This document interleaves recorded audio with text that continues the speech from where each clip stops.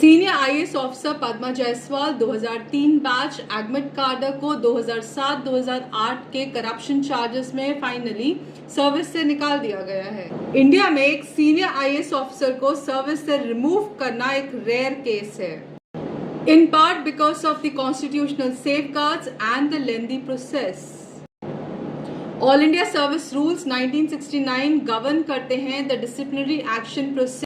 इसके तहत दो तरह के एक्शंस लिए जाते हैं ऑल इंडिया सर्विस ऑफिसर्स के अगेंस्ट। एक होता है माइनर और एक होता है major. Minor actions includes reprimand, withholding pay, withholding promotion, recovery from the pay and transfers and suspension. Major actions includes removal from the service, dismissal, demotion and compulsory retirement। और ये सारे एक्शन सिर्फ central government ले सकती है।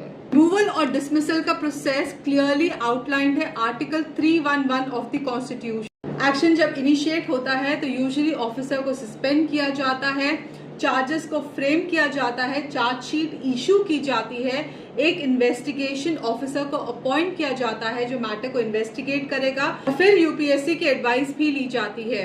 Investigation report और UPSC की advice, इन दोनों के बेसिस पे जो काडर कंट्रोलिंग अथॉरिटी है, usually it is department of personnel and training, but admit cadre comes under ministry of home affairs and ministry of home affairs फिर रिपोर्ट करती है प्रेसिडेंट को। President based on this report decides on the removal of the officer. Corruption को रोकने के लिए India में बहुत सारी कमिटीज बनी थी। संतम कमेटी 1964, होता committee and second administrative reforms commission.